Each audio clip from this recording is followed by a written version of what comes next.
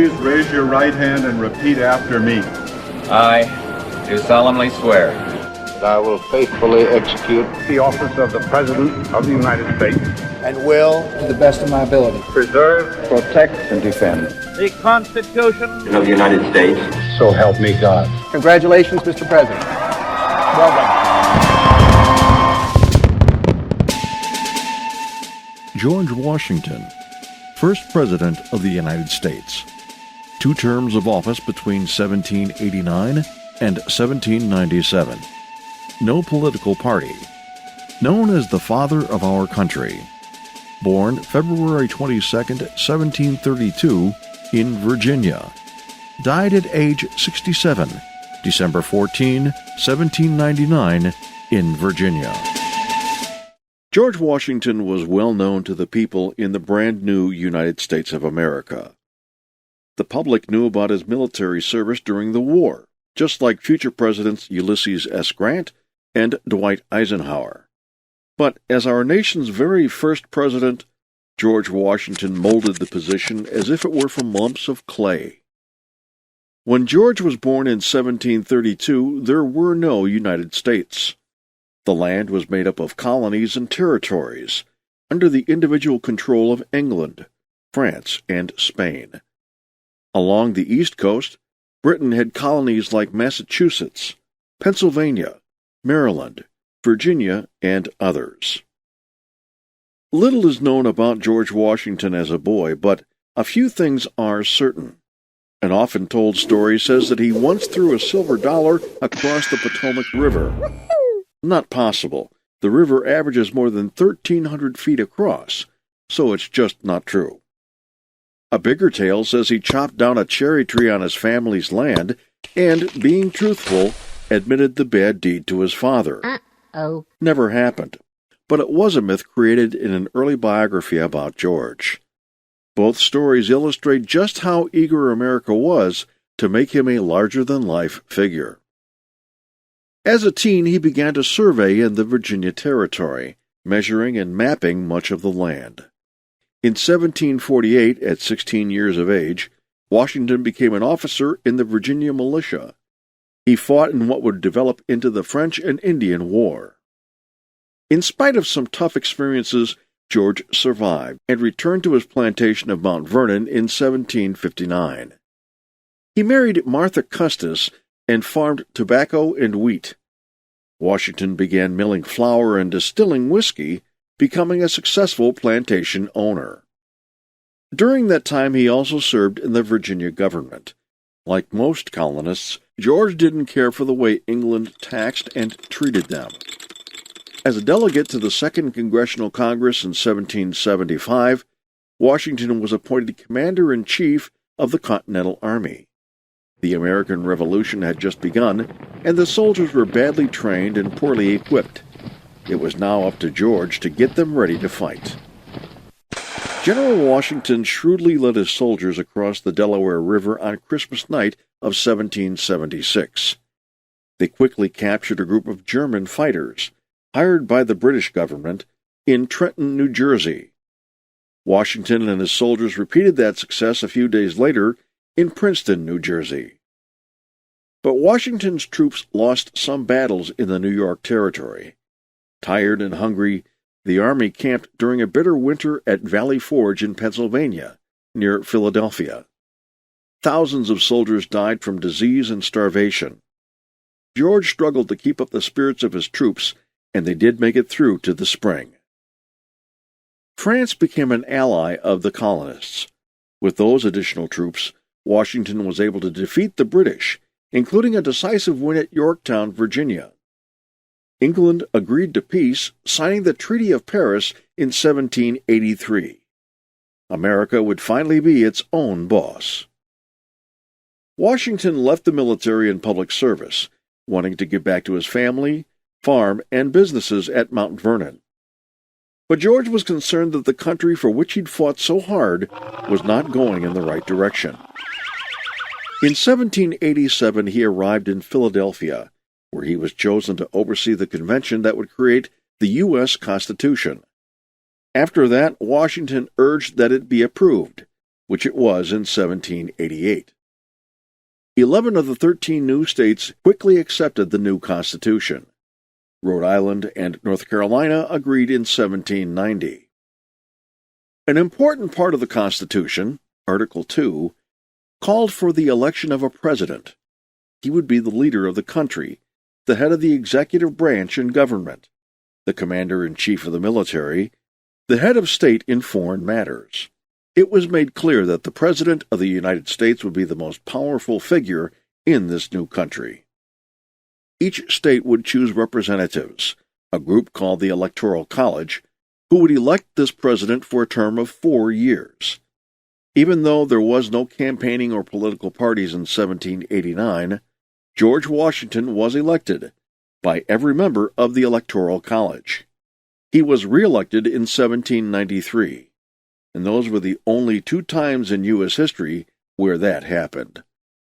Even so, the president was not all-powerful. That was one of the things the colonists had disliked about the King of England and other countries around the world.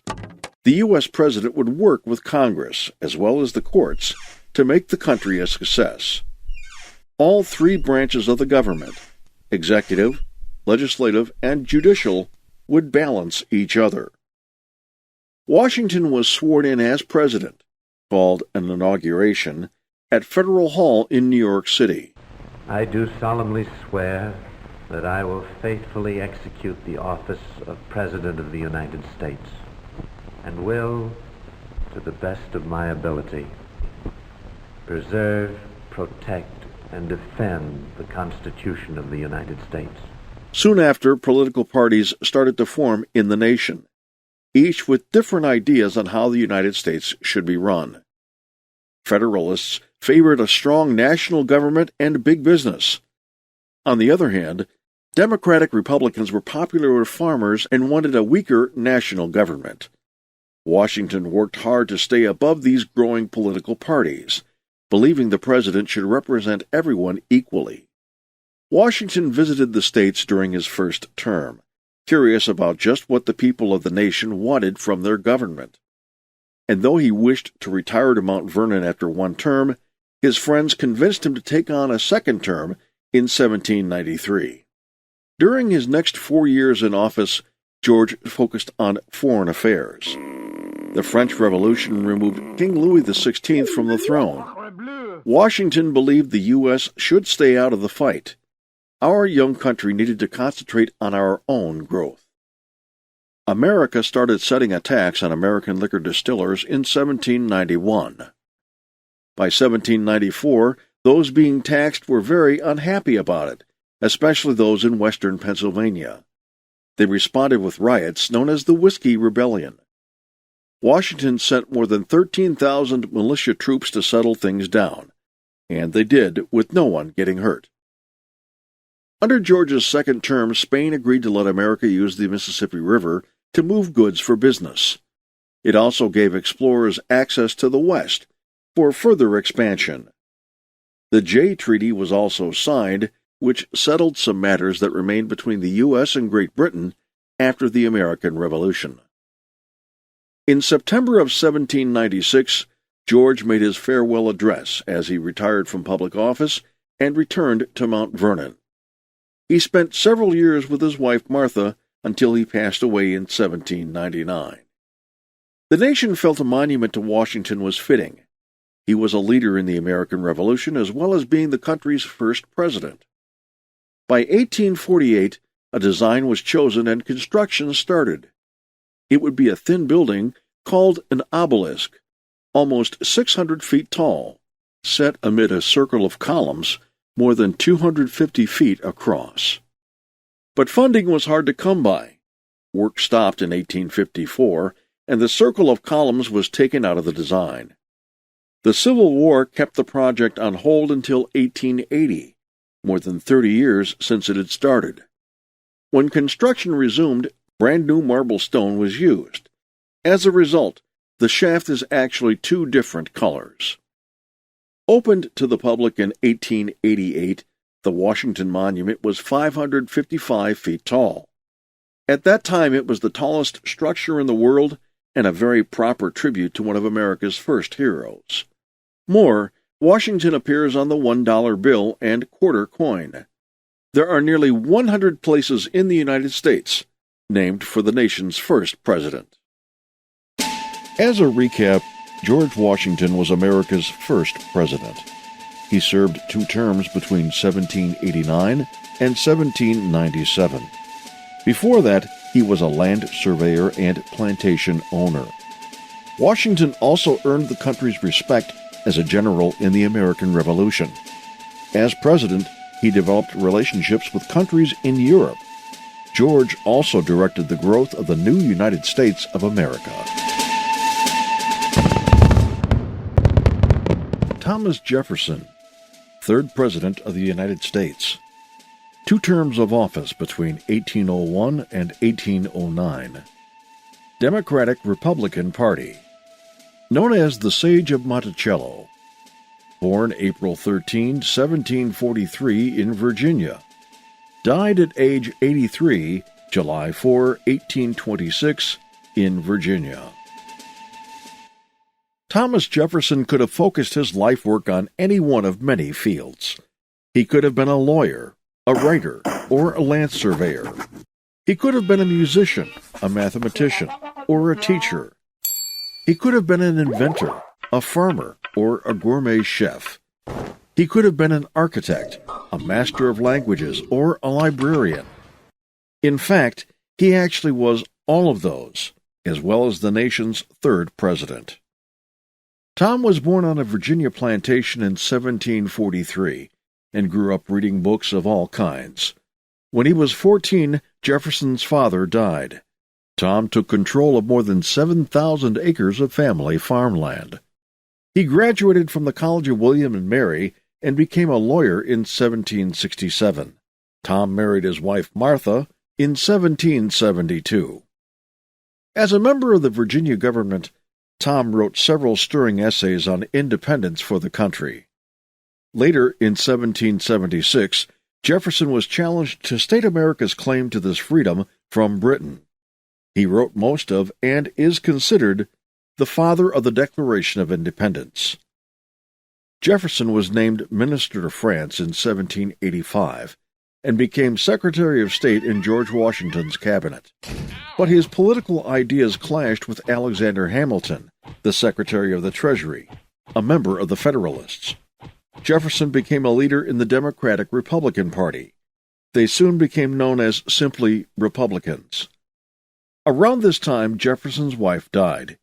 He later began a relationship with Sally Hemings, a slave and caregiver at his plantation in Monticello. No accurate portrait or image of Hemings exists. She would eventually have 6 of Jefferson's children, 4 who lived into adulthood. Although he lost a close election for president to John Adams in 1796, Tom reversed things in 1800. He became president in a similarly close election. America was growing at a rapid rate. More land was needed. At that time, much of the land in North America was controlled by Spain, the Brits, and French Canadians. The rest of the vast country was under the domain of soldier, leader, and soon-to-be Emperor of France, Napoleon Bonaparte. This land was known as the Louisiana Territory. Jefferson knew how important it would be to the growth of America. Napoleon offered to sell the Louisiana Territory to the United States. Jefferson sent 2 envoys to Paris to negotiate the deal in 1803. When it was completed, America had doubled its size. Jefferson was re-elected in 1804. His first-term vice president, Aaron Burr, chose to run for governor of New York. Alexander Hamilton and Burr did not get along at all. Hamilton said some nasty things about Burr, and he lost the New York election. Angry, Burr challenged Hamilton to a duel with pistols. Hamilton was shot dead. During Jefferson's presidency, American merchant ships traveled the Atlantic Ocean and had trouble with pirates. They were known as Barbary pirates, sailing out of North Africa. These bandits asked for bribes. In return, they wouldn't bother American ships. In some cases, America paid these tributes to avoid war. Jefferson wanted to reduce the U.S. military to save money, but he also knew the economy relied on safe passage on the seas, so he built up the U.S. Navy fleet. They traveled the ocean between Europe, Africa, and the Caribbean, allowing American merchant ships to move safely. Thomas Jefferson left the White House to retire to his home in Monticello, but he was hardly retired. Almost single-handedly, Tom created the University of Virginia. He designed its buildings. He wrote its courses. He hired the teachers. Started in 1819, the University of Virginia remains one of the top schools in the country today. Two ex-presidents, Jefferson and Adams, exchanged thousands of letters in the years after their days in office. They wrote about all sorts of topics, from gardening to world politics. Sadly, Jefferson's last days ended with him owing many thousands of dollars to his debtors.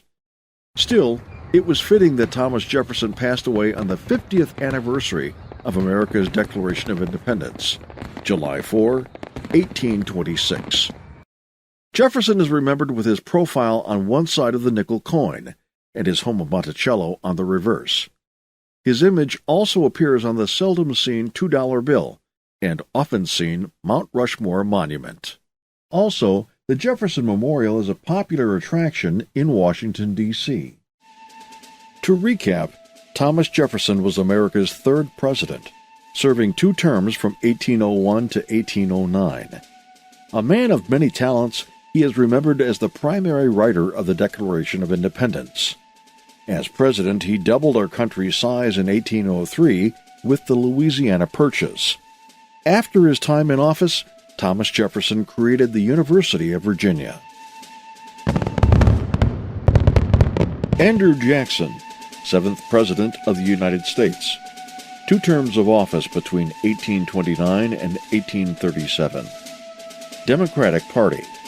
Known as Old Hickory. Born March 15, 1767, in the Carolinas. Died at age 78, June 8, 1845, in Tennessee. Unlike many of the former presidents, Andrew Jackson did not come from a rich family. He received little formal schooling. But whatever he lacked in background, he made up for with guts, glory, and a grand style. Andrew Jackson was born in 1767 along what would become the border between North and South Carolina. As a teen, he became an orphan with only a small amount of formal education. Still, he was able to study law on his own. Jackson became a lawyer in Nashville, in territory that included Tennessee. Jackson met and married Rachel Donaldson Robards in 1794. 10 years later, he bought more than 400 acres of land. A marvelous mansion was built. The Jacksons called their new home the Hermitage. During that period, Andrew Jackson was very involved in Tennessee politics. He was a member of the State House of Representatives, the Senate, and was a local judge. By the time the War of 1812 broke out, Jackson was the leader of the state militia. He was made a major general, commanding U.S. troops against the British. In 1815, he led a winning Battle of New Orleans. The British lost more than 2,000 soldiers. Jackson lost only 13. The peace treaty of Ghent had been already signed, but news traveled slowly, and Jackson was considered a national hero for the victory. Andrew Jackson was known to have a fiery temper. During an 1806 duel, a common event in those days, he was shot in the chest, then shot his opponent dead. In 1821, America acquired the Florida Territory from Spain. Jackson was named its first governor. But as a war hero, Andrew Jackson was about to enter the national stage. He had lost a tough election for president to John Quincy Adams in 1824. I win. Corrupt. Jackson called the voting corrupt. With that, he set his sights on the national election in 1828. Unhappy with the politics of the Democratic-Republican Party, Jackson headed off a spin-off faction called Democrats. Some of his opponents rudely called him a jackass. He actually liked the label and started featuring donkeys on his posters. In time, the Democratic Party's symbol became the donkey. Jackson easily won the 1828 election, but the negative mudslinging stressed out his wife Rachel. She died shortly after her husband became president. He was heartbroken, but carried on to assume the position of America's leader. Jackson also won re-election in 1832. There was a lot of friction inside the new Democratic Party. Less and less, Jackson relied on his formal cabinet members for suggestions. Instead, he received advice from an informal group of politicians and newspaper men. They were called the Kitchen Cabinet. Jackson was the first U.S. president to face an attempt on his life. In January of 1835, an insane citizen pulled a gun on the president outside the U.S. Capitol. But it didn't go off, and a very angry Andrew Jackson beat the assailant with his cane. A second gun also refused to fire, and members of Jackson's staff captured the man. The president was friendly with many Native Americans, but he also believed it was the country's right to occupy their land. So, starting with the Indian Removal Act of 1830, he ordered the relocation of the Cherokee and other Native American nations. They had to move from their land east of the Mississippi River to territory in what today is the state of Oklahoma. Almost a third of the Cherokees and others died from hunger and sickness along what was called the Trail of Tears. Andrew Jackson left office in 1837. He returned to the Hermitage, still considered a hero in the eyes of many Americans. He died in 1845 at age 78, as his years of hard living finally took its toll. His nickname was Old Hickory, as hard and tough as hickory wood itself. Jackson is remembered today on the $20 bill.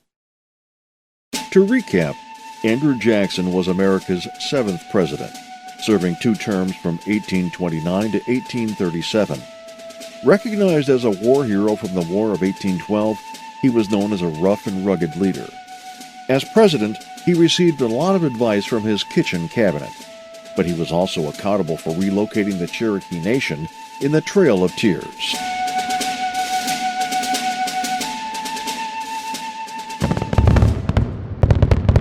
Abraham Lincoln, 16th President of the United States. More than 1 term of office, 1861 to 1865. Republican Party. Known as Honest Abe and the Great Emancipator. Born February 12, 1809 in Kentucky. Died at age 56, April 15, 1865, in Washington, D.C. War is a terrible thing.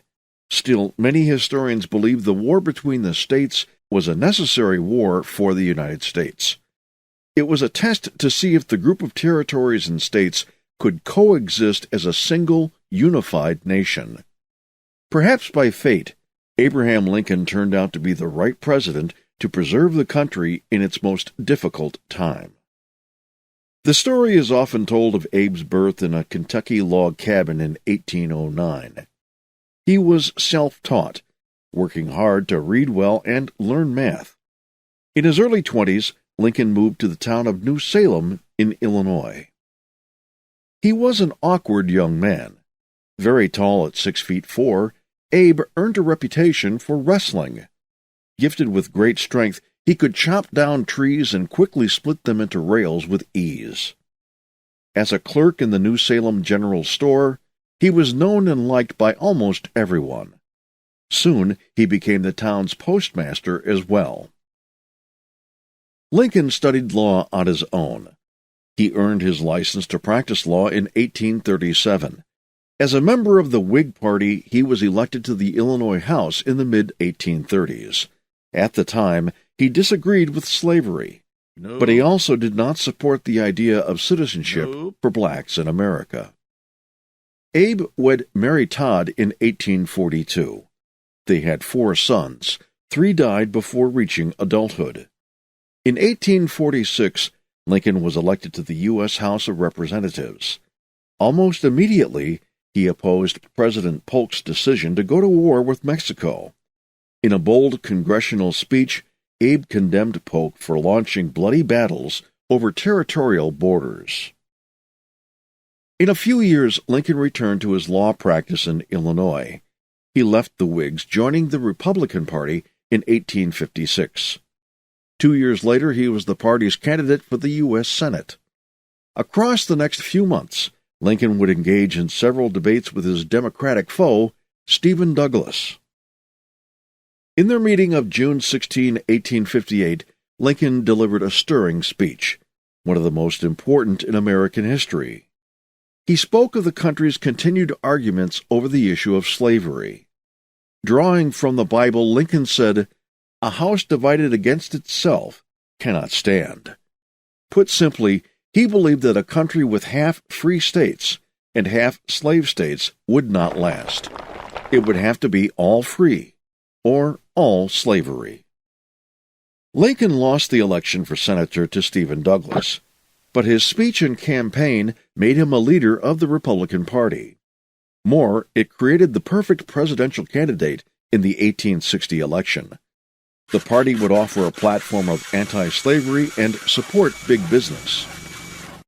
Perhaps an indication of how broken the country was at the time, 4 different parties offered candidates for the presidency in 1860.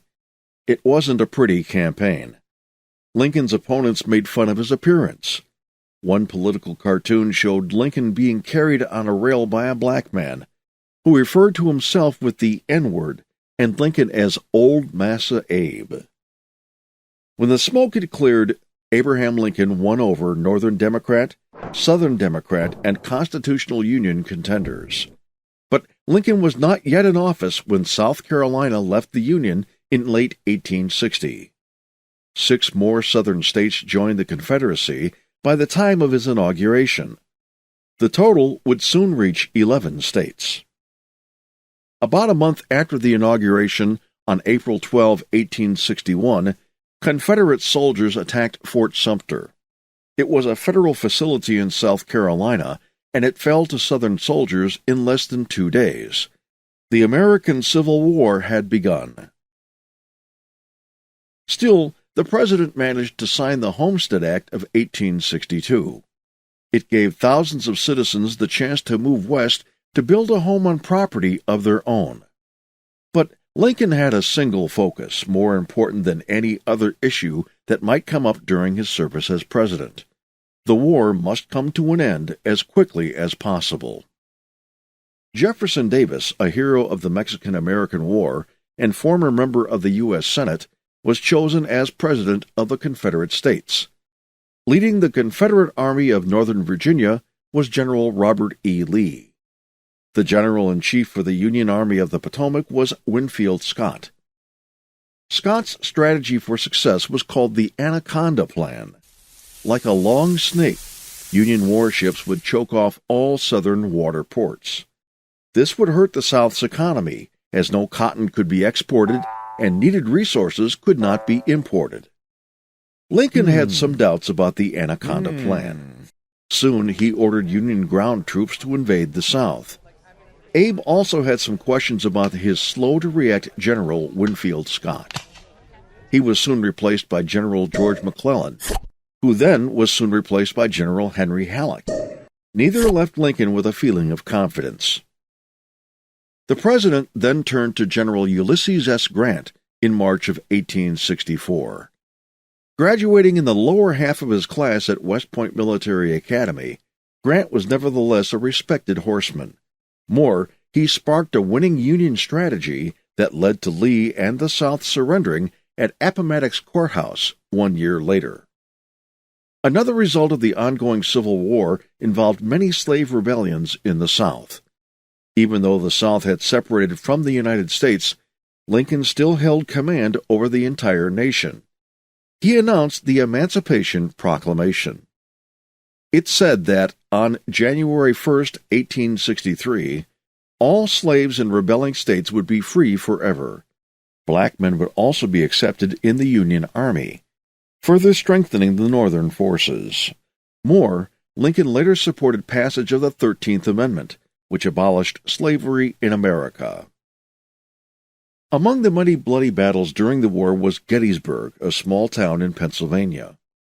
In the first 3 days of July in 1863, more than 10,000 soldiers from the North and South were killed. 30,000 were wounded, and another 10,000 were missing or taken prisoner.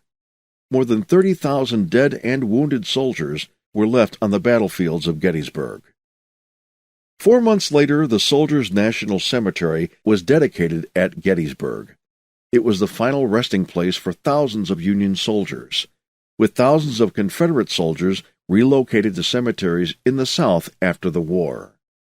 President Lincoln addressed the crowd of 15,000 for just 2 minutes. 70 years ago, that this nation, under God, shall have a new birth of freedom, and that government of the people, by the people, and for the people, shall not perish from the earth. Many considered the Battle of Gettysburg to be the turning point of the Civil War.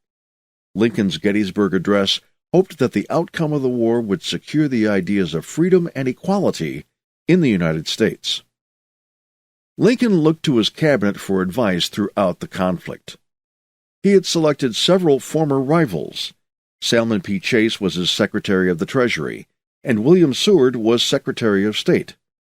Edwin Stanton was Secretary of War for most of Lincoln's presidency. Despite much friction among them, these men respected each other. They knew working together was the only way to properly deal with the Civil War. Lincoln was reelected in 1864. With Lee's surrender to Grant, the Civil War came to an end. The president could focus on rebuilding the country as a whole. 5 days after the surrender, Abe and his wife Mary visited Ford's Theater in the nation's capital. The show was a comedy, Our American Cousin. Suddenly, a shot rang from the president's balcony box. John Wilkes Booth, an actor and Southern sympathizer, had fired a pistol into the back of Lincoln's head. He died the next morning. It was the first assassination of an American president. The nation had been celebrating the war's end. Unexpectedly, they were thrown into a state of mourning. President Lincoln was gone, but his efforts to mend the country would not be forgotten. Today, Abe appears on the penny coin and the $5 bill, as well as Mount Rushmore. In Washington, the Lincoln Memorial is a lasting tribute to his leadership. As for Lincoln's killer, Booth jumped onto the stage from the president's box in the balcony, breaking his right leg. Still, he escaped the theater. A hunted man for 11 days, he was cornered in a Virginia tobacco barn. Refusing to surrender, Booth was surrounded by about 100 Union soldiers and was shot dead. For more than 80 years, the argument raged between the strength of the individual states and the power of the federal government. Thanks in large part to Lincoln, the outcome of the Civil War proved that the sum of the country was more essential than the issues of the separate states. To recap, Abraham Lincoln was the 16th President of the United States, serving more than one term between 1861 and 1865. A simple lawyer from Illinois, his House-divided speech as U.S. Senator warned of the approaching Civil War. He worked to reunite the country during that terrible conflict before being killed by a bullet from an assassin's gun.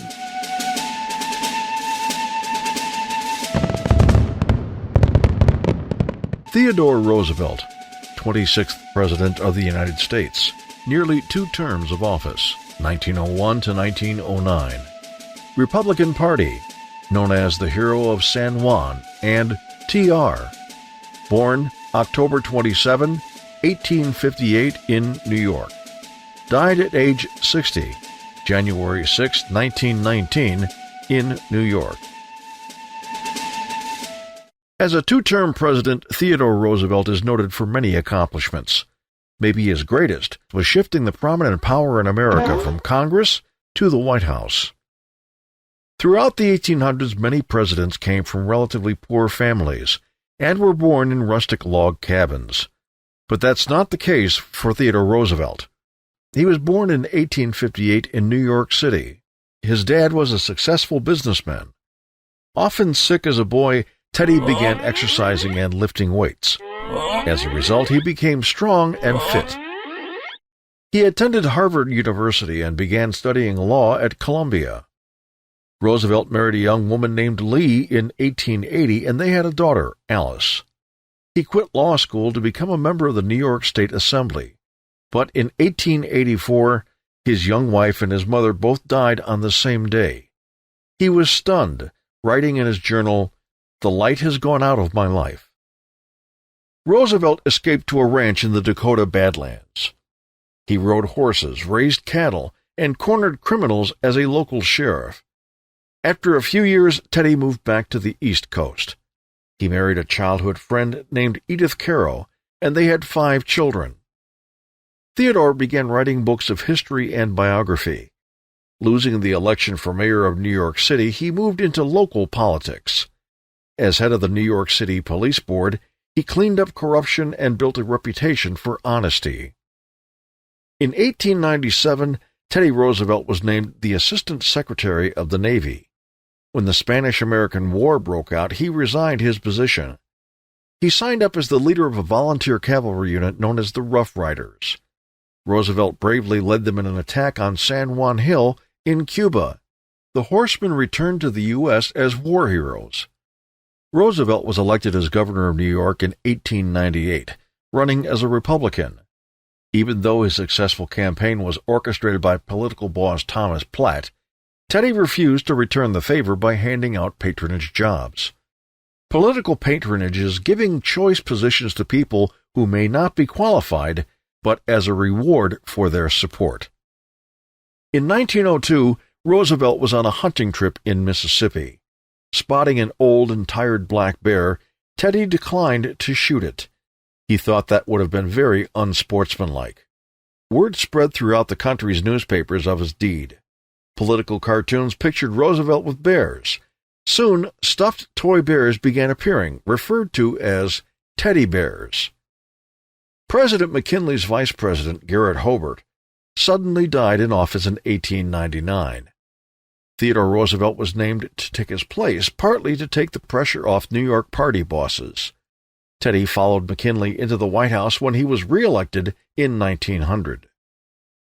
But when McKinley was assassinated in 1901, Theodore Roosevelt found himself as the youngest president ever to serve up till then. He was 42 years old. When he ran for re-election in 1904, Roosevelt easily won a second term. Roosevelt quickly took up the fight against big business and their trusts. He invoked the Sherman Antitrust Act against the Northern Securities Company. Run by several large industry leaders like John D. Rockefeller and J.P. Morgan, Northern Securities was ruled to have an illegal monopoly. They controlled most of the railroads from the Midwest to the Pacific, and that wasn't proper. The holding company was broken up. As a result, Teddy Roosevelt earned the label of Trust Buster. Teddy also pushed plans to create the Panama Canal. Ships wishing to travel from Europe to anywhere near the Pacific Ocean were forced to travel all the way around South America to get there. A waterway through Central America would cut thousands of miles from the trip. Roosevelt knew the canal would improve American commerce in terms of time and money. Arthur Upton Sinclair penned a book called The Jungle in 1906. It told of filthy and dangerous goings-on in America's meatpacking industry. It was a shocking novel, and among those stunned by the jungle was President Roosevelt. In response, he backed both the Meat Inspection Act and the Pure Food and Drug Act, both in the same year. Teddy was also very aware of ecology and conservation, decades before it became a popular topic. He empowered the federal government to manage the nation's natural resources. With his support, the country created more than 150 national forests and over 50 refuges to protect wildlife. The president's policy on handling the country's problems, such as the business trusts, consumer safety, and natural resources, was known as the Square Deal. He believed everyone in America deserved equality, a square deal. The United States continued its course of becoming a respected world power. In dealing with the rest of the world, Teddy believed the country should speak softly and carry a big stick. America would seek to be diplomatic, speak softly, with international affairs. And he felt a strong military, including an expanded navy, would be the country's big stick. Roosevelt was also moved to speak his mind. He issued what became known as the corollary to the Monroe Doctrine. A corollary is something that naturally results from something else.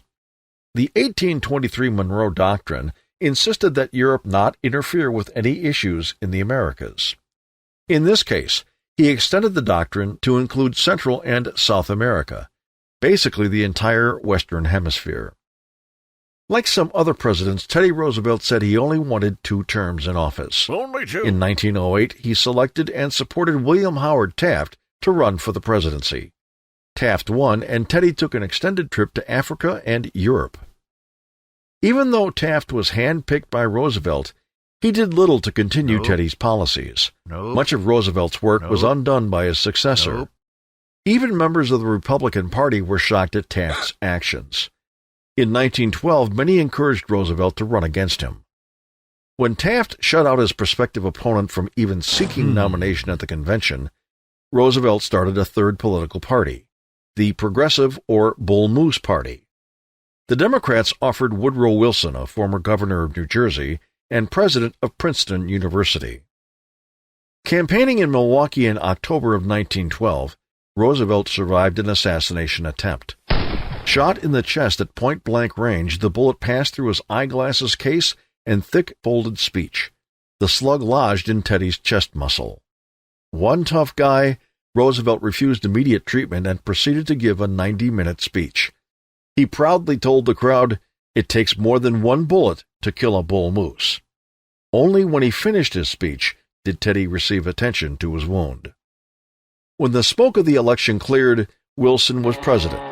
Theodore Roosevelt came in a distant second, and the incumbent Taft was much further down.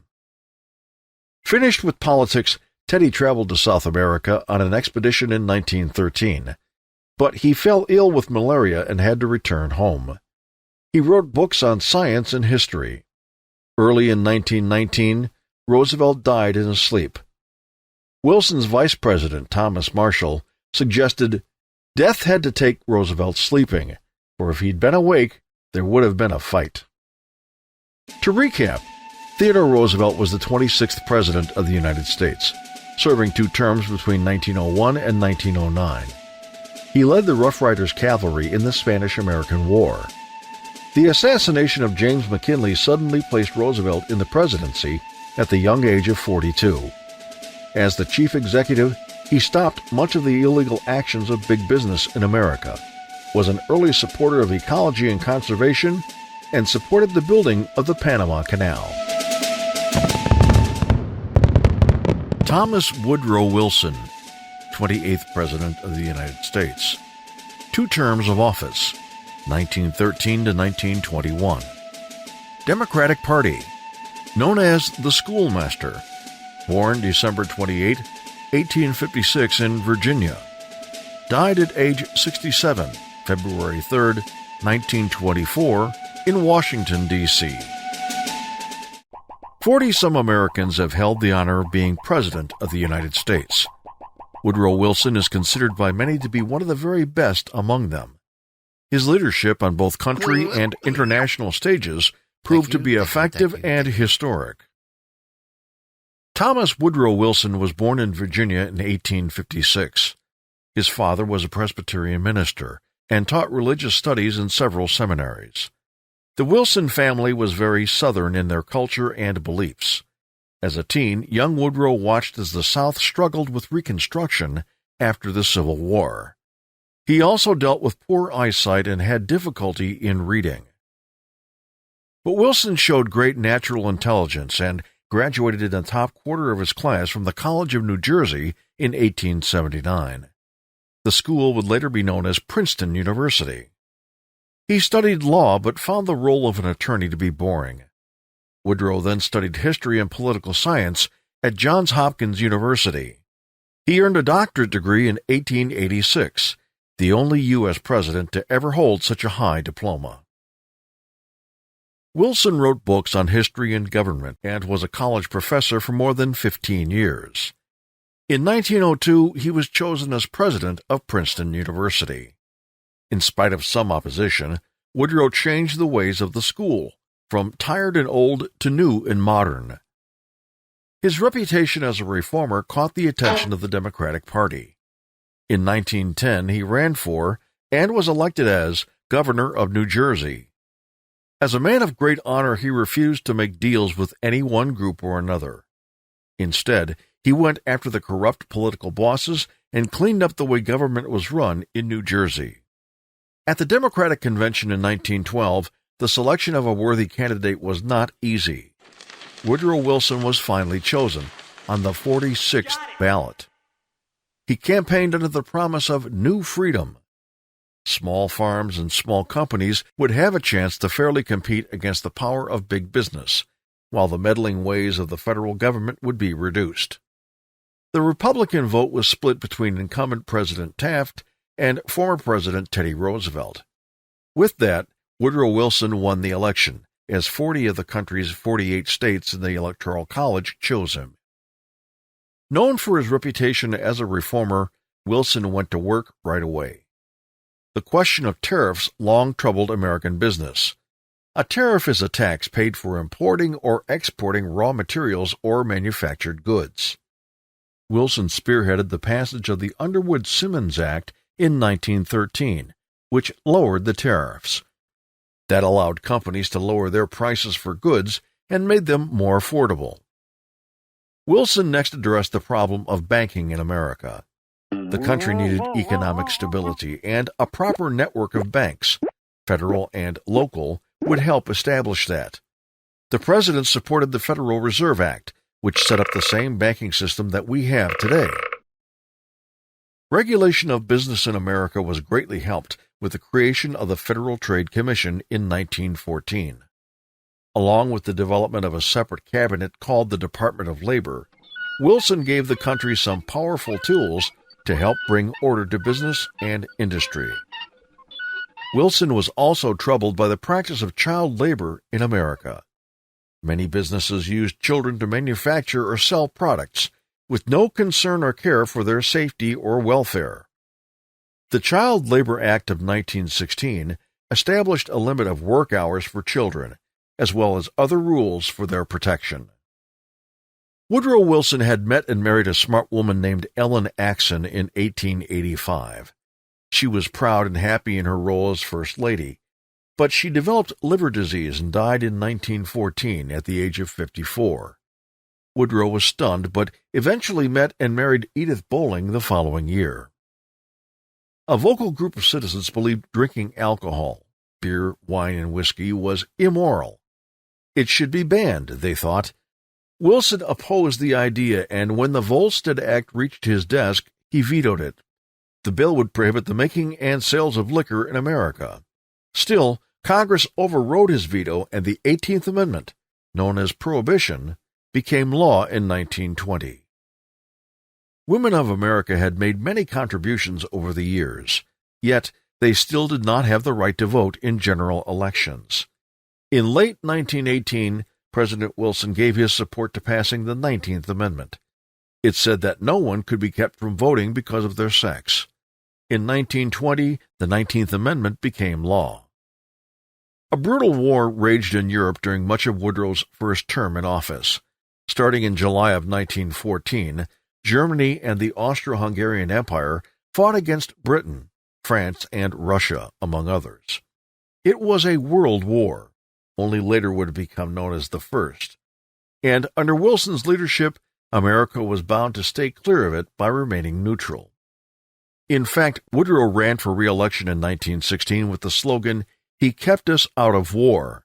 The president saw America's role as one of brokering peace between the warring nations. It was a tough position to hold, considering a German torpedo had sunk the British steamship Lusitania. Of nearly 1,200 killed, more than 120 were Americans. Still, Wilson won re-election with America staying neutral. However, his hand was forced into action in the beginning of 1917. Germany sent a coded message to Mexico. Known as the Zimmerman Telegram, it offered Mexico a chance to regain the lands of Texas, New Mexico, and Arizona if the country entered the war on Germany's side. British spies uncovered the suggestion, and Wilson successfully asked Congress to declare war on Germany. But the country was not ready for war. It didn't have the equipment, it didn't have the weapons, and it didn't have the manpower. Wilson realized the media could help. A famous magazine cover, painted by artist James Montgomery Flagg, was turned into a very famous recruitment poster for Army soldiers. Uncle Sam was telling the reader, "I want you." General John Blackjack Pershing commanded more than 2 million soldiers in the AEF, the American Expeditionary Forces. They joined British and French troops in the fight in Europe. By November of 1918, the Germans were ready to arrange a truce. The World War came to an end. President Wilson still believed America's job was to broker peace. With that, he proposed a bold plan called the 14 Points in 1918. It was a blueprint for world peace. In part, it called for free trade, no secret agreements, and open travel on the oceans. It also wanted a reduction of weapons and troops around the world and the breakup of European empires. Most importantly, a League of Nations would be formed to allow peaceful discussions among the world's countries. Britain and France wanted Germany to accept the blame and pay for the war they had caused. When the Treaty of Versailles was signed in June of 1919, Wilson's 14 points had been greatly changed. Woodrow Wilson was awarded the 1919 Nobel Peace Prize for his hard work in ending the war. Still, he was very unhappy with how his proposal for world peace turned out. He actually urged Congress to vote against joining the League of Nations. Even though he had created it, he wanted no part of what it actually had become. At the same time, Wilson's hard work resulted in his suffering a serious stroke. It left him partially paralyzed and completely out of public view. His wife, Edith, unofficially, became the gatekeeper to the president. All messages and information came to and came from the president only through his wife. When he left office in 1921, Woodrow Wilson lived in privacy with his wife in Washington, D.C. He died 3 years later, leaving a legacy equaled only by former presidents like Washington, Jefferson, Teddy Roosevelt, and Abraham Lincoln. To recap, Woodrow Wilson was the 28th President of the United States, serving 2 terms between 1913 and 1921. He guided America's growth in the early 20th century, forming the Department of Labor and the Federal Reserve Bank system, among many other accomplishments. He kept the country out of the First World War as long as possible. When America did enter the war, it brought victory, as well as the Nobel Peace Prize for Wilson. Franklin Delano Roosevelt, 32nd President of the United States. Less than 4 terms of office, 1933 to 1945. Democratic Party. Born January 30th, 1882 in New York. Died at age 63, April 12, 1945 in Georgia. Known as FDR, Franklin Delano Roosevelt is considered by many historians to have been one of America's best presidents. He is ranked with Washington, Lincoln, and Jefferson. During his long presidency, FDR tackled 2 of the country's greatest issues ever, the Great Depression and World War II. Roosevelt was born near New York City in 1882. His family had some wealth, and he was homeschooled as a boy. After attending Groton Private School as a teen, Franklin entered Harvard College in 1900. Later, he attended the Columbia School of Law. He had great admiration for his distant cousin, Theodore Roosevelt. In fact, Franklin married Eleanor, one of Theodore's nieces, in 1905.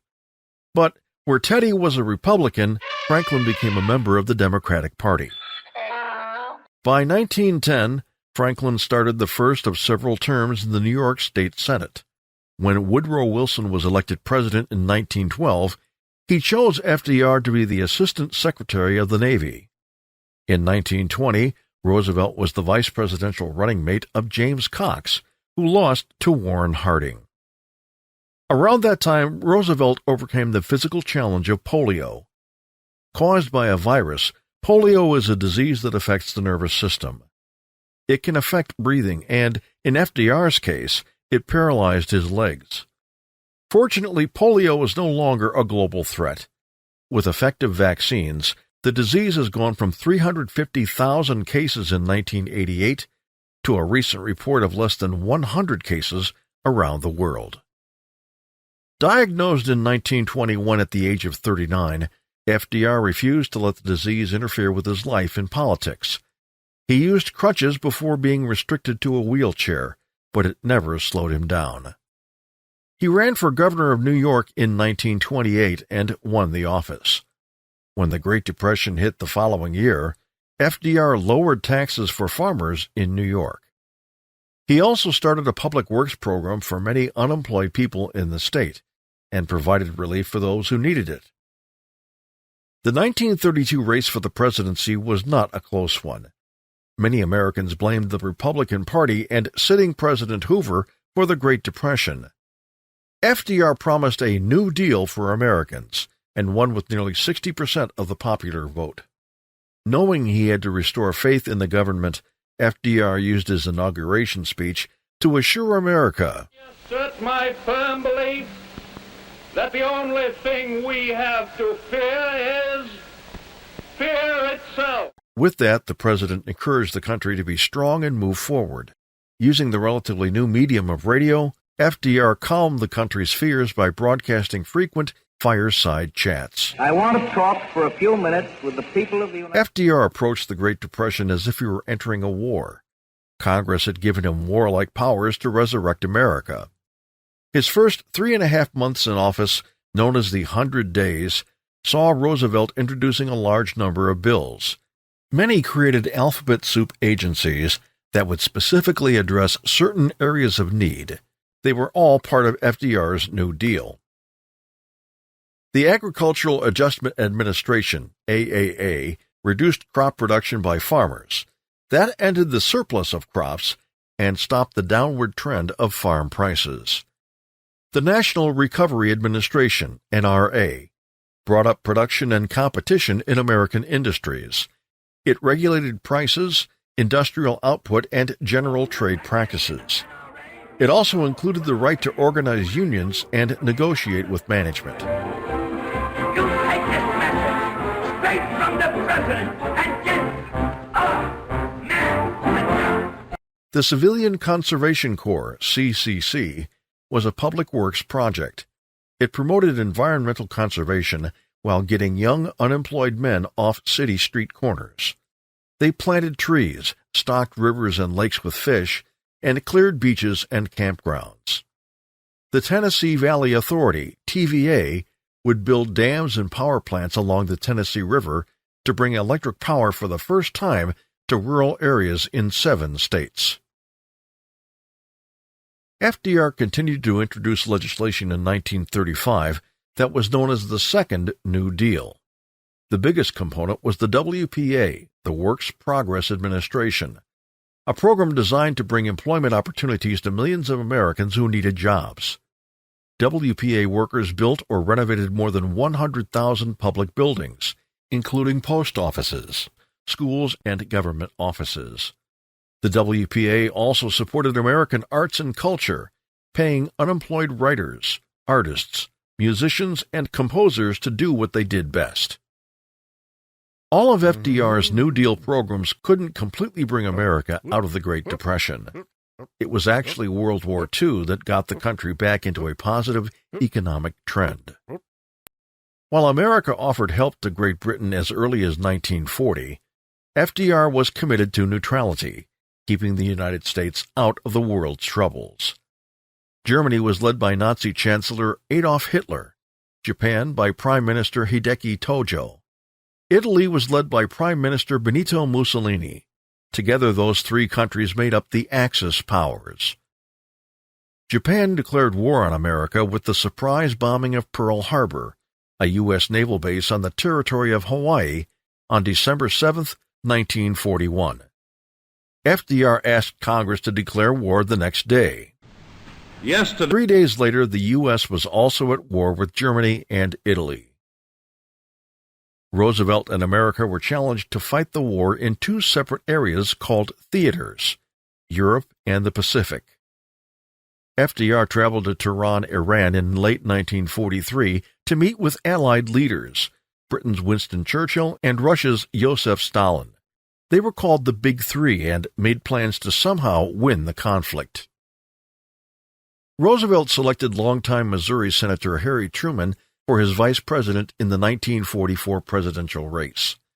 Like the previous three elections, FDR easily won the presidency for a fourth time. A second meeting of the Big Three took place in Yalta in the Crimea in January of 1945. Unfortunately, FDR's health had worsened. There also was much tension between Churchill and Stalin. The Russian wanted a portion of European territory when the war was over. Just before Germany surrendered in April of 1945, FDR died at his retreat in Warm Springs, Georgia. While America had much to celebrate with the end of the war in Europe, they also mourned the loss of a great president. To recap, Franklin Roosevelt was the 32nd President of the United States, serving less than 4 terms between 1933 and 1945. He held the presidency while the crippling disease of polio kept him bound to a wheelchair. He led the country out of the Great Depression, creating programs for economic recovery. He was also challenged with commanding U.S. armed forces during the Second World War.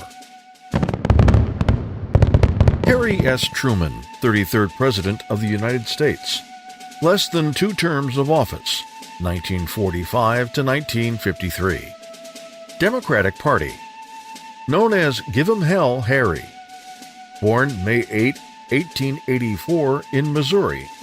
Died at age 88, December 26, 1972, in Missouri. With the sudden death of FDR in April of 1945, Vice President Harry Truman was tested to quickly assume the American presidency. More, he inherited World War II, which continued to rage in the Pacific. Harry Truman was born and raised near Kansas City, Missouri in 1884. Quiet and shy, Harry studied piano and was a good student. But his family was not well off, and the young man couldn't afford to attend college. In the first years of the 1900s, Harry had different jobs, then went to work on the family farm. He joined the National Guard in 1905 and tried to run a number of businesses, unsuccessfully. When America joined World War I in 1918, Truman fought in France as a captain. Returning in 1919, Harry married Bess Wallace, who he had known since high school. He opened a men's clothing store in Kansas City, but he quickly found himself in debt and had to close it in 1922. With that, Truman turned to local politics. For the next dozen years, he sat as a county judge in Missouri, despite not having a law degree. In 1934, Truman was elected to the U.S. Senate, with help from the Democratic Party machine in Kansas City. As senator, Truman served on several committees that developed regulations for ground transportation and the American airline industry. When FDR needed a new running mate in 1944, Harry Truman was chosen. Only 3 months after becoming vice president, Truman was thrust into the top spot with the sudden passing of Franklin Roosevelt in April of 1945. As the new commander-in-chief, Truman's main focus was World War II. Germany was about to fall, giving the Allies a victory in the European theater. But Japan moved on, unaware of the secret weapon being developed by America. It was the atomic bomb, and by the middle of summer, the first actual test of the atomic bomb was ready. Truman met with Great Britain's Prime Minister Winston Churchill and Soviet leader Joseph Stalin at the Potsdam Conference in Germany. At the same time, the test bomb called Trinity was detonated at Alamogordo, New Mexico. The blast was equivalent to more than 18,000 tons of TNT. It turned the sand around the ignition point to glass and knocked over a 200-ton steel container a half-mile away.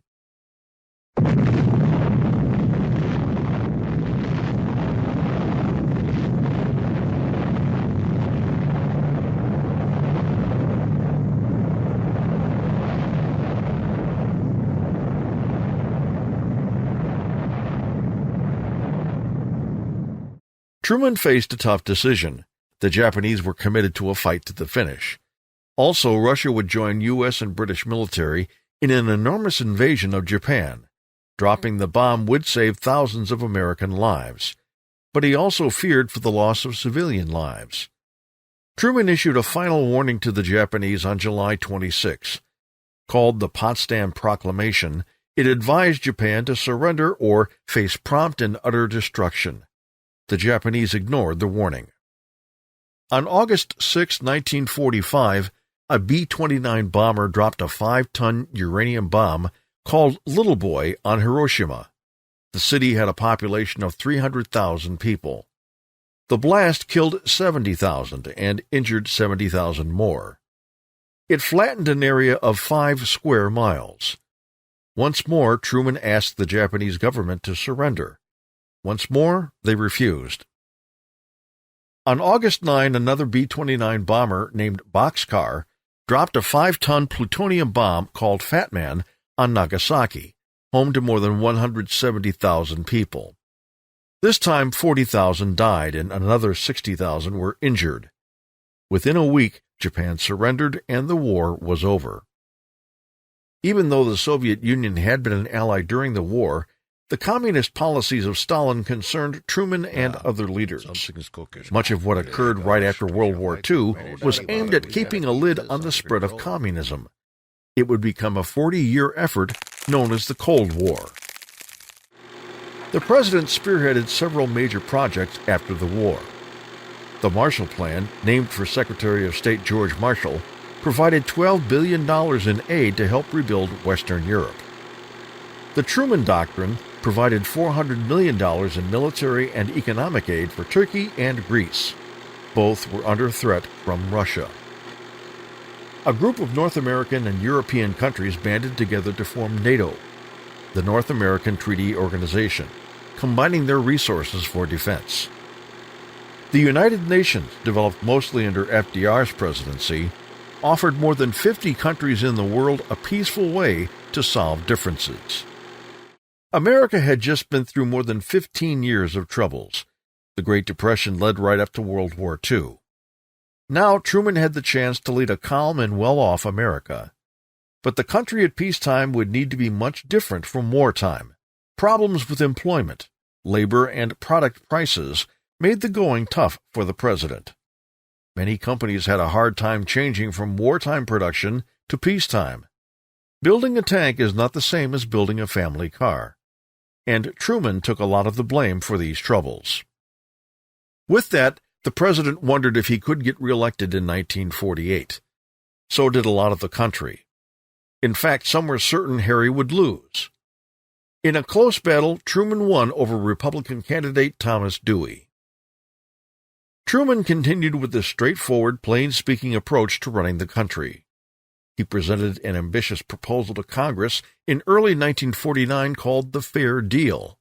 While much of it failed to be accepted, it did raise the minimum wage and improved Social Security benefits. The president soon faced a serious global crisis. In 1950, South Korea was invaded by communist North Korea.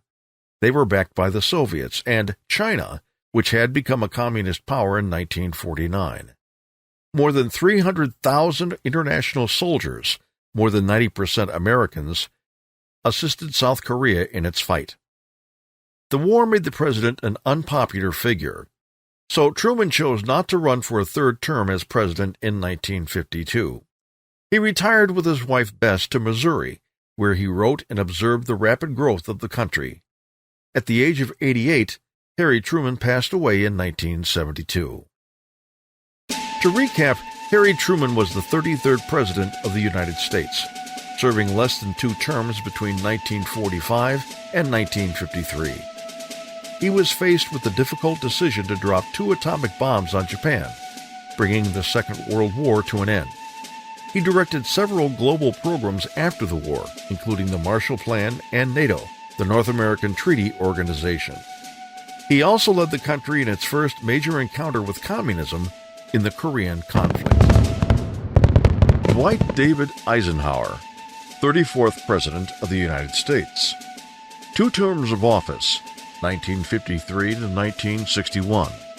Republican Party, known as Ike, born October 14, 1890, in Texas, died at age 78, March 28, 1969, in Washington, D.C. Dwight D. Eisenhower was no stranger to Americans.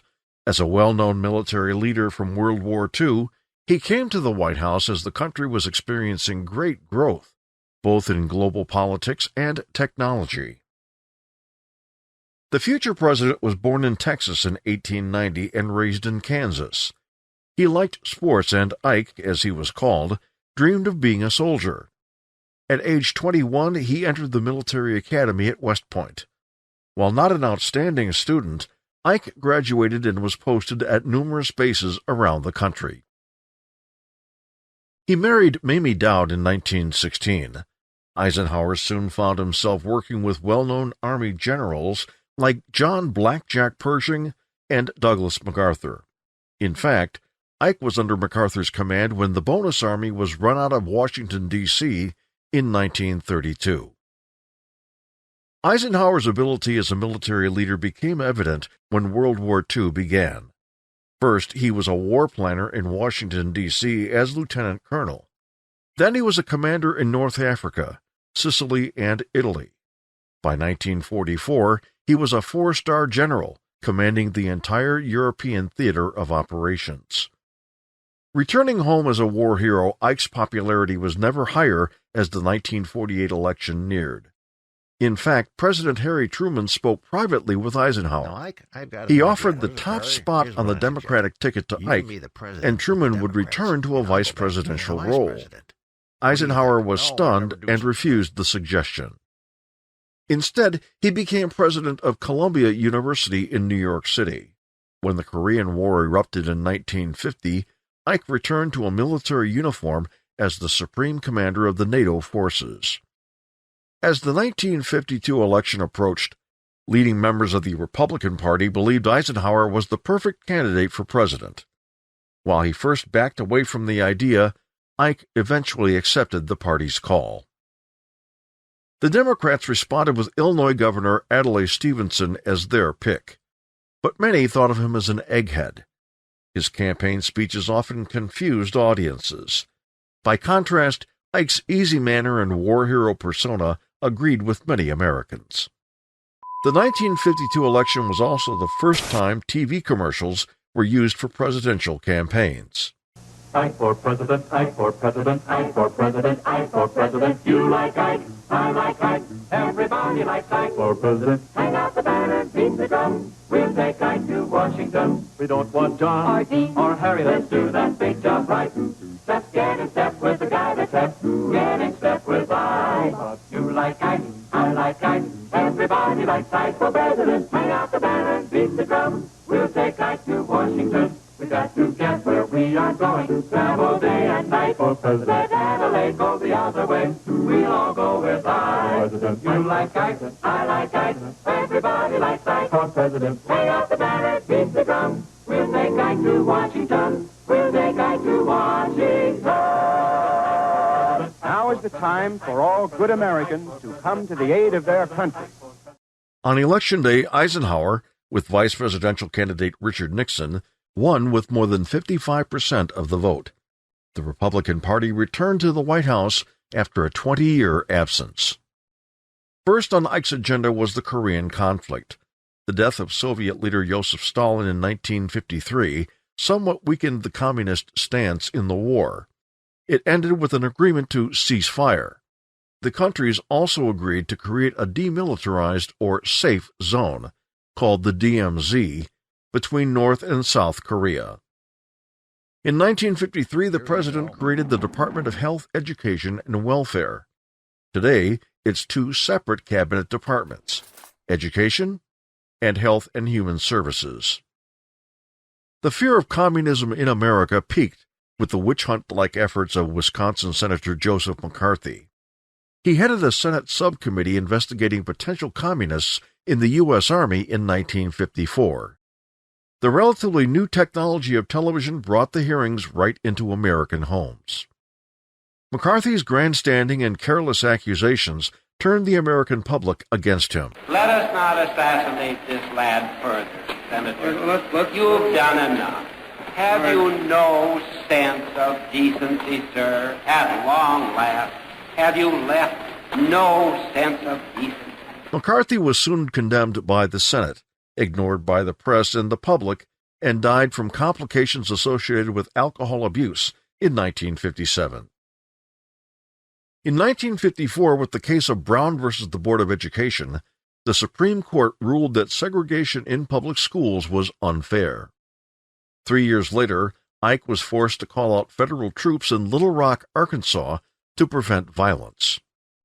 A group of locals, along with Governor Orville Faubus, tried to stop integration of black students into all-white Central High School. Desegregation of schools would be a slow process in America. When Ike's second term was up, only 6% of black students attended integrated schools in the country. The end of the Korean War and strong economy in America made re-election for Eisenhower an easy victory. The Democrats didn't help themselves by once more running Adlai Stevenson. Still, the road to a second term wasn't an easy one for Ike. A serious heart attack and other health concerns in 1955 led to questions about whether Eisenhower would seek a second term. With doctors' approvals, the president moved ahead with his campaign in early 1956. In America, many cities had buses and trains for mass transportation, but it did not have the roads that were now needed to connect the cities and suburbs. Eisenhower signed the Federal Aid Highway Act of 1956, calling for more than 41,000 miles of interstate highways. With a cost of more than $25 billion, it was the biggest public works project in American history. The Russians launched Sputnik, the world's first man-made satellite, into space in October of 1957. America responded nearly 4 months later by successfully launching its first satellite, called Explorer 1. The space race had begun. Although science was behind space exploration, the Cold War was the underlying reason for success. Ike asked Congress to act quickly. In mid-1958, the National Aeronautics and Space Administration, known as NASA, was created. Their primary interest was to place a man into space and safely bring him back. By April of 1959, they had selected 7 military test pilots to become America's first spacemen, the Mercury astronauts. In 1959, Ike signed bills that added Alaska and Hawaii as the country's 49th and 50th states. They were the first to be added to the Union in almost 50 years. Dwight Eisenhower left the White House in 1960. He and wife Mamie moved into a farm in Gettysburg, Pennsylvania. They traveled while Ike wrote several memoirs. He advised Presidents John Kennedy and Lyndon Johnson. But his health began to fail in the mid-60s. He died in 1969, remembered as a former president and war hero. To recap, Dwight Eisenhower was the 34th President of the United States, serving 2 terms between 1953 and 1961. He was a war hero, commanding troops in Europe during World War II. He survived a heart attack to win re-election to a second term as president. Among his many accomplishments was the Highway Act of 1956, creating a maze of interstate roads across America. John Fitzgerald Kennedy, 35th President of the United States. Less than 1 term of office, 1961 to 1963. Democratic Party, known as JFK. Born May 29, 1917, in Massachusetts. Died at age 46, November 22, 1963, in Dallas, Texas. Many Americans found an easy connection to John F. Kennedy. As the first president born in the 20th century, he represented what was known as the New Frontier. But it's hard to say how effective he could have been, as Kennedy was assassinated less than 3 years into his first term. John Kennedy was born into a large and wealthy family in 1917. Unlike most Americans, the Great Depression had little impact on the rich Kennedys. Jack, as he was often called, attended private schools before entering Harvard University. His college essay, Why England Slept, was published as a best-selling book in 1940. As a commander of a PT boat during World War II, Kennedy survived a terrible accident. A Japanese destroyer crashed into PT-109, splitting it and sending Kennedy and his crew into the Pacific waters. After a Navy investigation, Kennedy was considered a hero. After the war, John Kennedy won election to the U.S. House of Representatives. In 1952, he became the Democratic senator from Massachusetts. He also met and married young and attractive Jacqueline Bouvier. John was considered for vice presidential candidate in the 1956 election, but Tennessee Senator Estes Kefauver got the nod instead. Around that time, Kennedy published Profiles in Courage, which won a Pulitzer Prize in 1957. The stage was set for the 1960 presidential election. The young and promising Democrat John Kennedy was pitted against Republican Richard Nixon, Dwight Eisenhower's vice president. Kennedy selected Texas Senator Lyndon Johnson as his running mate. Several issues stood out during the campaign. Kennedy was a Catholic, which led many voters to wonder whether JFK might be controlled by the Pope. He openly stated that there would be no religious influence in American politics. The impact of television was a major factor in the 1960 campaign.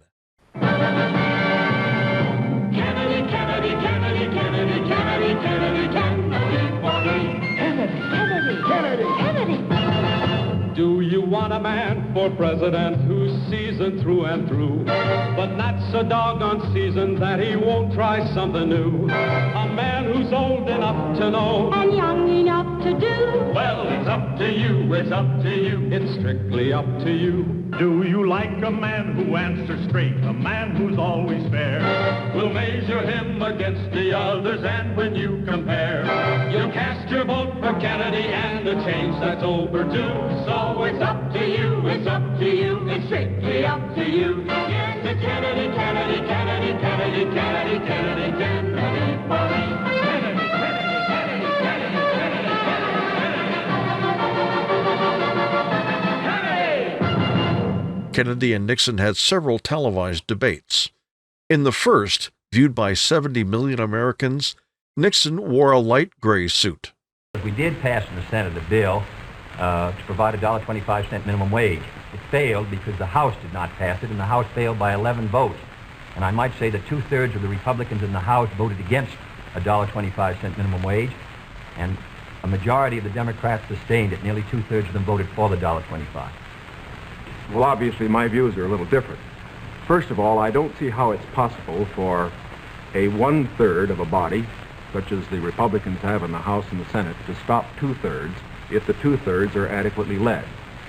Remember that television was black and white in those days.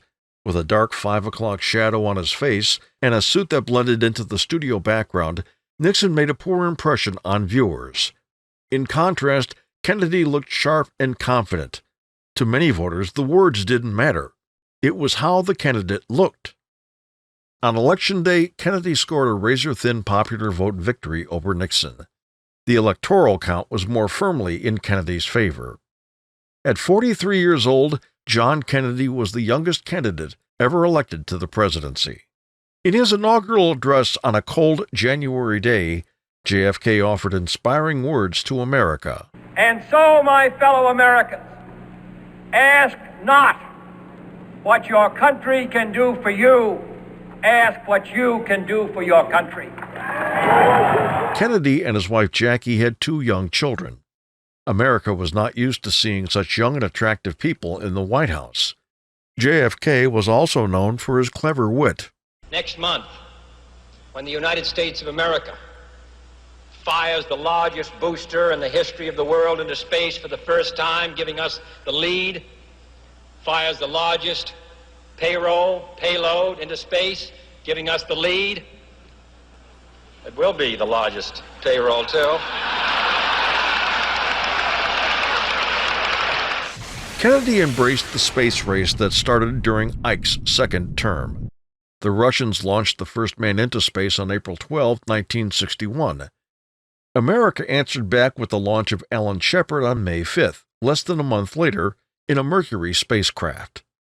Less than 3 weeks later, President Kennedy boldly committed America to landing a man on the moon. I believe that this nation should commit itself to achieving the goal, before this decade is out, of landing a man on the moon and returning him safely to the earth. In early 1961, Kennedy approved a secret plan started by the Eisenhower administration. The CIA, America's Central Intelligence Agency, was a government agency of secret agents and spies set up at the beginning of the Cold War. The CIA trained more than 1,000 Cubans who had fled Cuba when Fidel Castro took power as president. The plan was to invade Cuba and take it back from the communist leader. This attack on the Bay of Pigs, called that because it was the spot where the secret troops would land, turned out to be an embarrassing failure for Kennedy and America. Castro and his soldiers knew the invasion was coming and easily defeated the attackers. More than 1,200 ex-Cubans were taken prisoner. Nearly 2 years later, Kennedy traded millions of dollars in food and medical supplies to Cuba in exchange for the prisoners' freedom. As part of the Russian response to the failed Bay of Pigs invasion, Soviet Premier Nikita Khrushchev turned to his ally Fidel Castro in Cuba. He offered to place several missile launch sites on the island nation. At the time, America was using a high-flying spy plane known as the U-2. A flyover in October of 1962 clearly showed the missile installations were underway.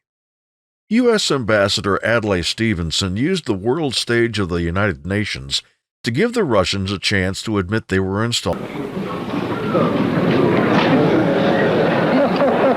Soviet Ambassador Zorin promised to answer all in good time, and Stevenson was willing to wait. Mr. Stevenson, would you continue your statement, please? You will receive the answer in the due course. Do not worry. I'm prepared to wait for my answer until hell freezes over, if that's your decision. When the Soviets denied placing missiles in Cuba, Stevenson showed the U-2 photographic evidence to the world. These missiles had the ability to reach a large part of North America. Kennedy was told of this threat. He assembled a committee of his top advisors, including his younger brother Bobby, who was the Attorney General. The group was known as ExComm, for Executive Committee. They discussed various responses to a threat that was now less than 100 miles from America. They agreed that the Cuban missile installations could not be allowed to exist. Something had to be done before construction was complete. Part of ExComm wanted to try negotiating the removal of the sites. Some suggested doing nothing. The military chiefs wanted to attack the installations, which might result in another world war. JFK believed none of those solutions would work. Showing great tact, the president asked the U.S. Navy to enforce a quarantine of the island. It was an action that fell short of being warlike, but still effective. It would block any Russian ships from delivering more military supplies to Cuba. JFK then took to American TV. He told everyone about the missiles, the country's actions, and the clear fact that America was prepared to use military force, if needed, against Cuba and the Soviets if the missiles were not removed immediately. The situation was tense, and then it got worse. 2 Russian ships approached the group of U.S. Navy vessels that blocked their paths. Then, a U-2 plane on a mission was shot down over Cuba, and the pilot was killed in the crash. There seemed to be no way out for either superpower. Behind the scenes, Khrushchev stated that he would remove the missiles if America promised not to invade Cuba. ExComm accepted the offer, and the U.S. would also take down missiles near the Soviet Union. A nuclear war had been avoided. There were other highlights during Kennedy's administration. After World War II, the German city of Berlin was divided into east and west portions. The west was supported by the Allied countries. On the other hand, the east was ruled by Communist Russia. By 1961, several million East Berliners had escaped to the western portion of the city. In response, the Soviets erected a concrete barrier between East and West Berlin. The Berlin Wall now physically isolated the people of East and West Berlin. Nearly 2 years later, President Kennedy spoke before a crowd of nearly 50,000 West Berlin citizens. And therefore, as a free man, I take pride in the words, Ich bin ein Berliner. Kennedy's speech showed West Germans and the Soviets how he and the rest of the world stood against communism. In 1961, JFK created the Peace Corps. Eager adults volunteered to spend 2 years helping people in other parts of the world to improve their lives and communities. In the fall of 1962, a young black man named James Meredith tried to enroll at the University of Mississippi. The governor of the state denied his entrance because he was black. Kennedy ordered federal marshals to accompany Meredith into school. Riots broke out on campus, with National Guard troops fighting local citizens. Several people died in the disturbance. In the fall of 1963, JFK began to focus on re-election in 1964. In a campaign trip through Dallas, Texas, Kennedy was shot and killed. Lee Harvey Oswald was arrested for the crime. 2 days later, a club owner named Jack Ruby shot and killed Oswald. There would be no trial for the murder of the president. A commission appointed by the new president, Lyndon Johnson, found in 1964 that Oswald acted on his own in killing JFK. But many Americans believed there were others involved in the assassination plot. A congressional commission assembled 15 years later concluded that Kennedy most likely was killed as the result of a conspiracy. The country and the world was stunned that such a young and active man like JFK could have been terribly struck down at the age of just 46. The slain president was laid to rest at Arlington National Cemetery in Washington, D.C. To recap, John Kennedy was the 35th President of the United States, serving less than one term of office between 1961 and 1963. He survived the sinking of his PT boat in World War II to become a U.S. Senator. At age 43, he was the youngest elected president. Kennedy challenged America to be the first to land a man on the moon. Tragically, he was gunned down in Dallas before completing his first term as president. Ronald Wilson Reagan, 40th President of the United States. 2 terms of office, 1981 to 1989. Republican Party. Known as the Great Communicator. Born February 6, 1911, in Illinois. Died at age 93, June 5, 2004, in California. Many U.S. presidents came into the Oval Office with backgrounds in law. Others had backgrounds in education, the military, or politics. While Ronald Reagan came to the White House as a former governor, many Americans only knew him as a star of TV and movies. Ronald Reagan was born in a small town in rural Illinois in 1911. At Dixon High School, he was a fine athlete and president of his student class. He also took part in the school's drama productions. Attending Eureka College, Ron, or Dutch as he was called, was an average student, was on the swimming team, and wrote for the school newspaper. With a degree in economics, Reagan returned to his performing roots. In the mid-1930s, he became a radio announcer, broadcasting sports for several Iowa stations. In the days before television, he excelled by recreating Chicago Cubs baseball games on the radio using written reports. In 1937, Ronald traveled to California to cover the Cubs in spring training. He happened to take an acting screen test for Warner Brothers Studios. Reagan wound up with a contract to be a movie star. In the next 20 years, Ronald Reagan would appear in more than 50 films. Some were forgettable, like Bedtime for Bonzo, where he co-starred with a chimp. But other films were standouts, like Knute Rockne, All-American, and King's Row. During that time, he married and divorced actress Jane Wyman, then married actress Nancy Davis. In the 1950s, Reagan moved into television. He appeared in many TV shows, starring in General Electric Theater and Death Valley Days, among others. Ronald Reagan had been a Democrat for many years. He had been active in Hollywood politics, serving as president of the Screen Actors Guild in the late 40s and 50s. During that period, it was feared that communism was widespread in Hollywood. In 1953, Reagan used his position to secretly spy for the FBI on suspicious Hollywood activities. In the early 1960s, Reagan changed over to the Republican Party. He supported Richard Nixon's failed 1962 run for governor of California. When Barry Goldwater ran for president in 1964, Ronald Reagan made a stirring speech on national television on behalf of the Republican candidate. You and I have a rendezvous with destiny. We'll preserve for our children this, the last best hope of man on earth, or we'll sentence them to take the last step into 1,000 years of darkness. Reagan ran for governor of California in 1966. He won over sitting Governor Edmund Pat Brown. Despite never having held political office before, Ronald was effective as California's governor. He won a second term in 1970. It was clear that Ronald Reagan had his eye on the White House. Though he failed to get the Republican Party's nomination for president in 1976, Reagan declared his aim to run for America's highest office in late 1979. At nearly 70 years of age, some Americans thought Reagan might be too old for the challenging job of president. During a primary debate in 1980, the candidate showed just how firm and tough he could be. I am paying for this microphone, Mr.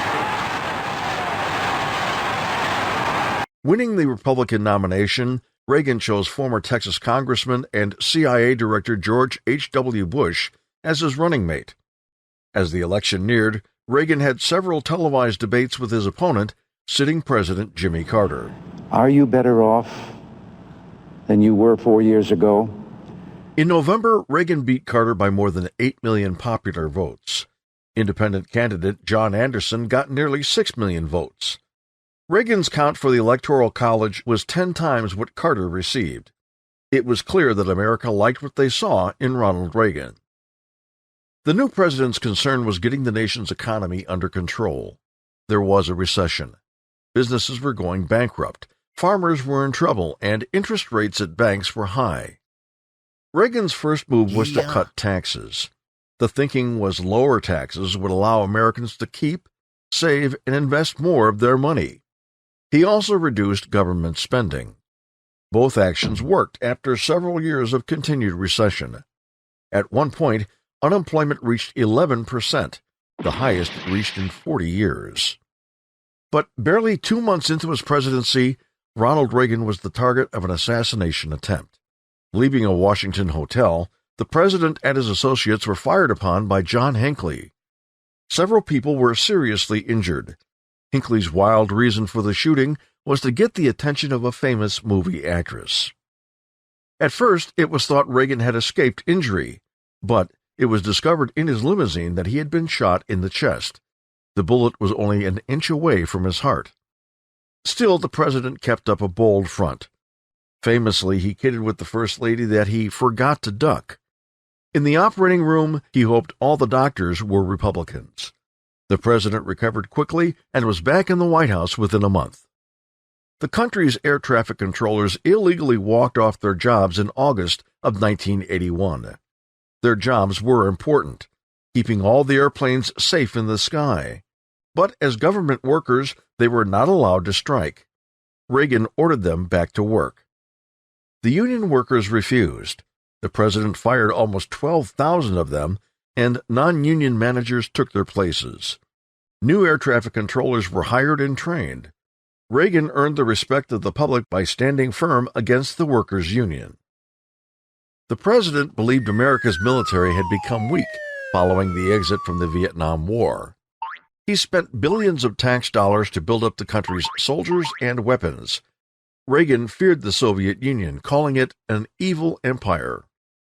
In 1983, the president revealed his plans for the Strategic Defensive Initiative, SDI.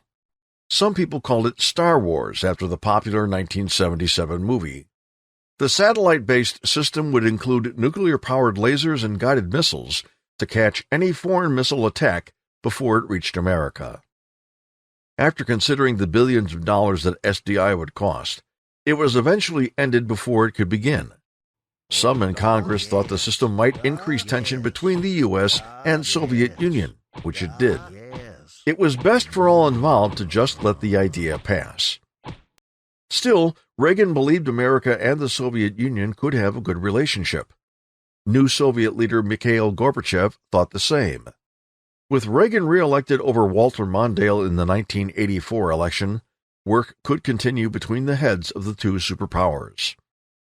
Reagan and Gorbachev met during 4 summit conferences during the president's second term. The Soviet economy was in very bad shape, and Reagan believed they were close to ending their communist government. Visiting the Berlin Wall, a symbol of communism, in June of 1987, Reagan urged the Soviets to do just that. Mr. Gorbachev, tear down this wall. A mark against the Reagan presidency was the Iran-Contra affair. In 1985, the Middle Eastern countries of Iran and Iraq were at war with each other. The U.S. government secretly sold weapons to Iran. In return, American hostages held by Iran were released. But the sale was a violation of a congressional act. Some of the millions of dollars paid wound up in Iran. More millions of dollars disappeared. That money was secretly sent to support rebel soldiers in the Central American country of Nicaragua. Known as Contras, they were fighting against the communist-based power known as the Sandinistas. Oliver North, a former Marine lieutenant colonel and member of Reagan's National Security Council, was at the center of the deal. In 1987, Reagan apologized to America in a speech, admitting he lied about trading arms for hostages. What began as a strategic opening to Iran deteriorated in its implementation into trading arms for hostages. Ronald Reagan retired in 1989. He moved into his California ranch with his wife Nancy. But in 1994, he revealed he had Alzheimer's disease and would be leaving public life. He died 10 years later, remembered largely for his efforts to end the Cold War. To recap, Ronald Reagan was the 40th President of the United States, serving 2 terms of office between 1981 and 1989. He followed a successful career as a movie and TV star in Hollywood by moving into politics. He served 2 terms as governor of California, then won election as president in 1980. Reagan survived an assassination attempt in 1981. Despite building up America's weapons and defense, he worked hard to bring the Cold War to an end.